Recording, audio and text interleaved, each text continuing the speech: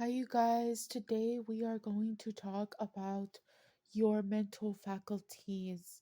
Okay, I have made this diagram here, and basically, this is your mental faculties, the way that I was explaining them to you in that video titled Why You Should Write a Letter to the Universe. So, you have something called your subconscious mind. Your subconscious mind is this aspect of yourself where you don't know that you're operating from this place. This is the place of you that is the yes man.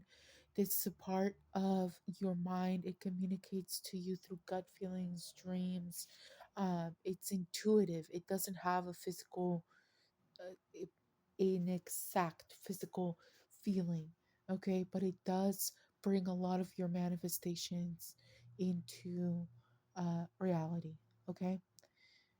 The conscious mind is a rejector, okay? The conscious mind is a rejector, and because it is a rejector, it can be like, I don't believe that, or it can be like, how is that ever gonna happen? It's basically the part of you that's the critic, okay? And it rejects things, it rejects ideas, it rejects beliefs. And because of that, you might actually think that you are your subconscious mind. You might believe that you're the identity of your conscious mind because uh, it it might make you think that you don't actually believe in something, and then as life goes on and you become tested in different ways, you'll find that you might actually not really be like this person, right? This person that you believe that you are. And a lot of it has to do with the fact that you don't know who you are. You have not seen who you are. Okay? So the conscious mind can give you physical sensations. You can get like nausea, nervousness, anxiety, uh, scared, to do the things that you want to do. You can feel like stuck in certain situations. And then you have a paradigm. Paradigm is what Bob Proctor introduced us to. He talked about them a lot, and he was very good at getting you unstuck from mental programs. And he got me unstuck from some mental programs that I had going on, even in my own life. And some of these mental programs, sometimes they're passed down to you from generation to generation. It's always that one person who doesn't do what everybody else before them did, that ends up getting labeled like the crazy one or something. And that's that's good, because that's how you are breaking the paradigm. You're breaking through the paradigm. Okay, paradigm is basically, it can be the red pill or it can be the blue pill. Why did I say that? I say that because you can have a paradigm that is great, like gets you to manifest a lot of money. Okay, you can have a paradigm that's so good at manifesting money that you're just like natural at it. Okay, think all of the like people who are like billionaires and trillionaires and stuff like that, right? They probably have a great paradigm for social networking, for you know making money, investing, all of this stuff, right? They just have a network of people. Sometimes they don't even have to know how to do it, because as soon as they get older, they're going to have people there, advisors and all this stuff, and slowly they're going to end up learning, or they're just going to go to you know the best schools that are going to teach them that. So you can have paradigm that's good for you, and you can have a paradigm that's not so good for you. So that's why I said it could be the red pill or it could be the blue pill, right? You could be continuing to be stuck. So it could be a stuck loop. It's like, you just because you had this like paradigm, you can feel like, how am I going to get out of this, right? So you have to be aware that some people have a mental program, and sometimes you have mental programs, but you can definitely get out of these loops. It just takes repetition into the subconscious mind. So your liberator of any paradigm is your subconscious mind. Okay? And how does your subconscious mind work? Okay, let me tell you. Anything you tell it, it just accepts. You know something Bob Proctor said, and I remember I was studying at this point. I had been studying the law of attraction for years. I had heard it from Abraham Hicks, and I feel like nothing ever really clicked for me from Abraham Hicks. Like I was manifesting, but I just didn't know why I was manifesting. I didn't know how to like actually understand it or make it work. I just knew that it was happening, but I was like, it's just so abstract. I still don't know how I'm doing it. Right. So here's the thing. Here's the thing with the subconscious mind. And here's something that Bob Proctor said to me, or not said to me, but said that basically spoke to me. And here was the thing. He said, you do not have to believe that it will happen, but you do have to believe in this.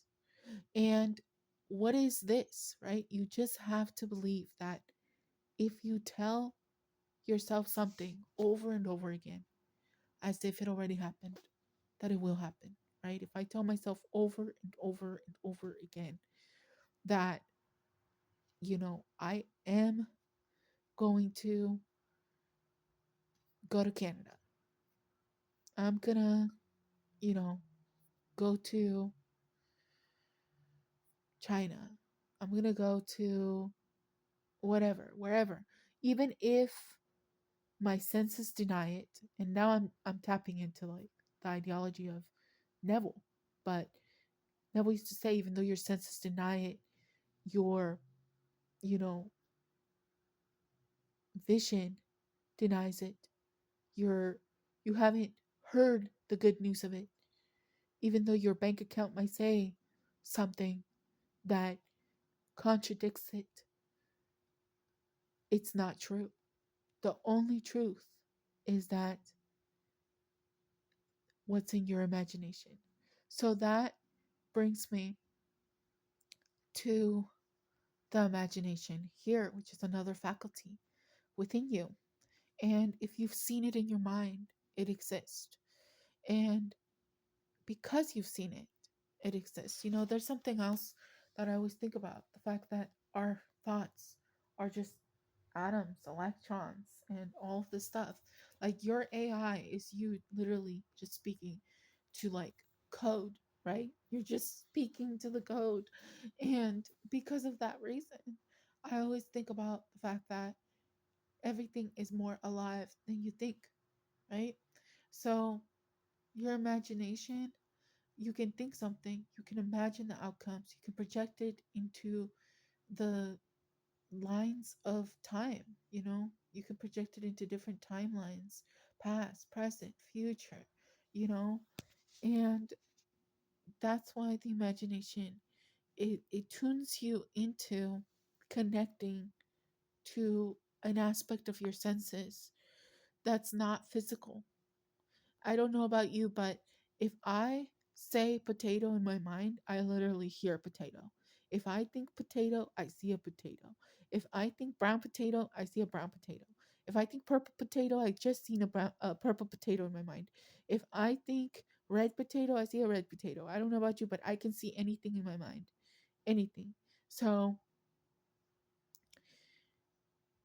yeah, definitely use your imagination. If you can't see with your imagination, there is another way, and it's by a lady. Her name is Carolyn or Carol Tuttle.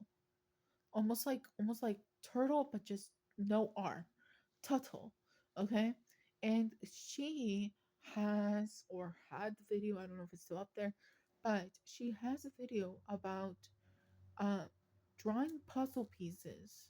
You're gonna draw puzzle pieces and you're going to write in each puzzle piece like what you want.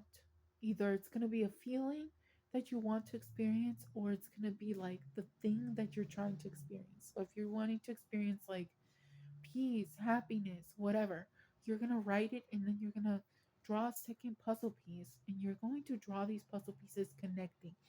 And she said that she did that for her son. and that she wanted to do something, and you can do it not just for yourself, you can do it for other people. If you find that other people are blocked, it doesn't just work for you, it works for other people too. Like whenever you feel like you're, you hear about somebody else, you can hold it in your mind that they're going to hear good news, or you can imagine yourself hearing them telling you great news. This is something that Neville Goddard used to talk about. uh it was something like have mercy or something like that. He used to, a lecture that he gave, I can't remember the exact name right now, but very interesting that you can actually manifest for other people. And I mean, you've heard of prayer, so definitely you know that if you pray for somebody else, you will make their life better, or at least good things end up happening to them. And, you know, the other one is tuning. You have a faculty to you that is your ability to tune. This one is like you have to do certain physical things and you tune yourself energetically into that frequency, dimension, reality, whatever you want to call it. When we say frequency, we're talking about us tuning ourselves into like a specific, you know, frequency. Like you can tune yourself into the frequency of your subconscious mind. When you're saying your affirmations, you're tuning yourself into the frequency of your subconscious mind. When you're thinking about everything that your mama, grandma, auntie, and everybody else said to you when you were, 5, 3 years old or whatever, that you're still thinking about your subconscious mind, but you're thinking of your subconscious mind here in the paradigm. Okay? Because you're thinking about mental programs that they probably heard that are getting passed down generation to generation. So your subconscious mind holds a lot of power. It's your yes man, okay? It's your liberator. Your imagination tunes you from your subconscious mind. It tunes you into the physical reality. Basically, even if your senses deny it, if you don't see it, if you don't hear it, if you haven't touched it, you can in your imagination. You can touch it over and over again. And because your subconscious mind is a yes man, it has to happen. It has to come. There's no going around it. You will eventually come to the point where you experience it. And then you have basically that aspect of you, which can tune you into different reality. And this is also connected to your subconscious mind. You can sit there and meditate. When you're meditating, you're kind of clearing and resetting everything. You're kind of clearing yourself from paradigm, mental programs, things that cause you stress. A lot of times, sometimes paradigms can cause you a lot of stress. And, you know, unless it's like a good paradigm, which can happen too. You can have a good paradigm too. You can be a great master manifester of money and abundance and all these things. You can be a great master manifester of a relationship. I've seen so many people that have like the best marriage, or they get married again and it's again the best marriage ever, and stuff like that. So you have the ability to also just from the physical reach into the non-physical. Okay, from the physical, you're writing, journaling, meditating. Okay, you can reach into this subconscious aspect of yourself, the non-physical and the imagination.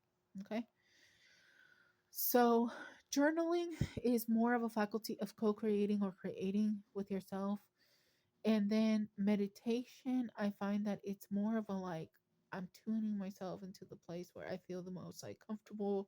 I'm tuning myself into the place where I'm just resetting the slate from all these paradigms. Even if you have a positive paradigm, it might still stress you out that you have a lot of money and now you have to pay a bunch of taxes.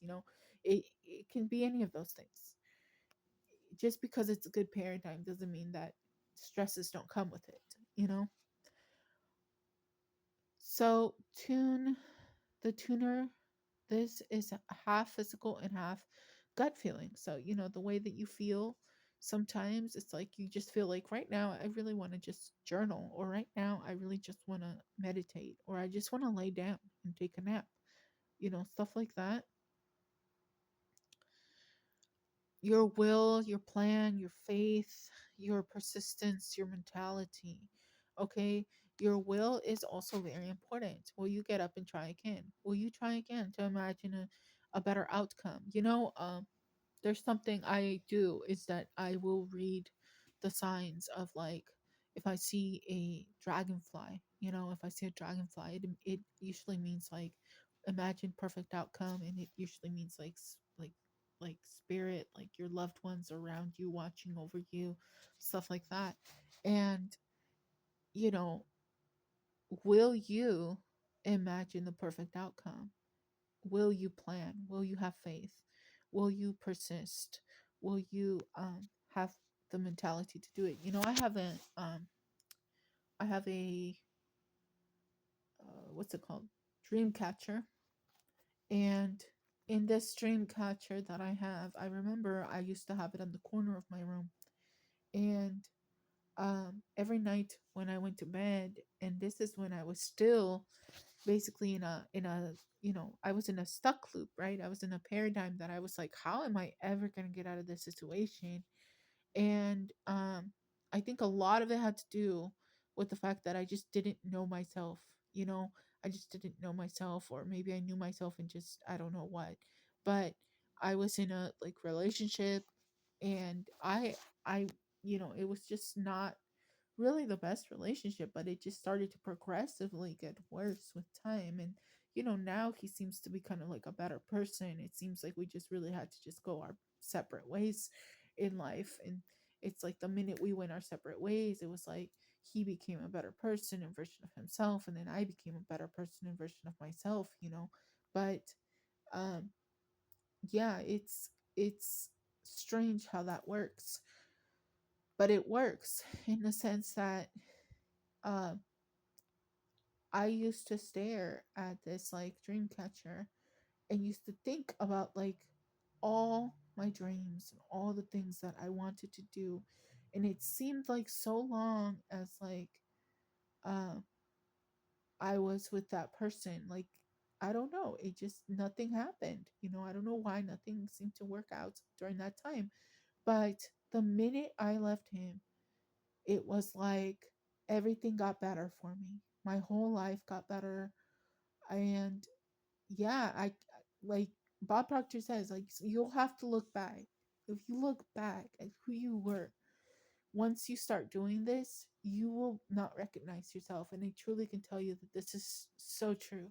You do not recognize yourself after a while. It's just kind of like, I didn't even know, that I could achieve some of the things that I could achieve. And it's incredible. So he also talks about self concept, your who you believe yourself to be. But I really like the way that Bob Proctor presents um, having faith, because he says doubt does not shut down the power. The power is always working. And for that in and of itself has always impressed me, because he always truly believed that you didn't have to believe in in not even yourself. You just had to believe in the law of attraction, the law of assumption, the law of vibration, whatever you want to call this. He really just thought, like, if you just believe that whatever you tell your subconscious mind will happen, that's it. That's all you need, honey. If you take anything away from it, that is the secret. You will find the secret. You're going to find the secret, and this is the secret. And he truly did believe that. And I remember when he said that, it truly did impress me. It truly did impress my subconscious mind. And I remember reading his book, uh, You Were Born Rich. And he used to always say to people, you were born rich. And they would say like limiting beliefs to him. And he would just tell them, well, you're just short by a few cents. Like, he would make a joke with them. And he was the most like sweet person. And yeah, when he passed away, I was at Les Schwab, and I just remember crying so much, because I was so so heartbroken. And yeah, I just know if he would have been around here, he would have been doing so much more. And yeah, in general, he was just incredible. If you ever get a chance, just go check him out. He was amazing. But the self concept part, I really resonated more with the way that um, Neville Goddard presented this, because he says that you don't know who you are. He says, you already are that which you want to be, and your refusal to believe it is the only reason you do not see it. And I feel like this is so true for a lot of people. Oftentimes we see other people's magic, we see their power, we see their influence, we see their gifts, their, you know, everything that's like amazing about them, and they just fail to see it. And sometimes, and it's like years later, they either find it themselves, or they go, you know, a little longer, and then eventually, like their last years of life, like they finally recognize, you know, that they are built in the image of God. As you know, kind of Neville always told us, you know, he used to quote Psalms 43, 46. It was Psalm 46:10, and Psalm 46:10 says, "Be still and know that I am God." And he truly wanted to impress that upon us, because he wanted us to know that, you know, we were built in this like image of the Lord. And um it was really something he wanted people to understand, that, you know, when it comes to your self concept, like if you need to, like, please, the Lord would never actually get mad at you for understanding that you're built in his image, you possess his faculties, you know. And even in the Bible, when he passes away, when Jesus passes away, rises from the dead, and then ascends into heaven, he basically says, you know, I give you my peace, I give you my spirit, or something like that. And what he's talking about is the Holy Spirit. So when the Holy Spirit comes, that's basically every single person having the ability to, you know, to basically perform the, you know, the healing and all this stuff, and the ability to do for others. You know, when you pray for others and you put good into the universe, and you send goodwill onto others, and all of this stuff, you know, you got to remember Neville Goddard, he used to really present it from a place of the Bible. So that's basically what I'm talking about right now. But he definitely talked about that a lot, and it was pretty incredible to me. And I think that every person's going to take a different thing from what they observe. You know, that was something that Bob Proctor said. You can have two people observing the same thing, and they will walk away with different experience. Why? Because of our mental faculties. We're constantly navigating between all of these mental faculties on a daily basis, maybe like thousands of times a day. So you need to be aware of what you're dealing with next time that you're feeling like down or whatever. You, you know, unless it's like an emergency and you need to be, you know, calling a psychiatrist or something, in that case, please get help. But all I'm saying is that, you know, next time you're thinking about what your auntie told you when you were, you know, 4 years old or whatever, just know you're dealing with that's a paradigm. You know, they were trying to impress upon you a program. You know, you can say like, no, I'm not gonna, you know, believe that. But just know you got to work on that subconscious. You got to build new self-image. You know, you got to build new will, new persistence, new mentality. Okay, so that's what this one is. You know, you got to build a new mentality in that sense. And eventually you just think naturally from your new states. You think naturally, you operate naturally from the new state. So Thank you so much for watching, and go on and prosper, and just know that uh, you're more than the eye can see. Take care.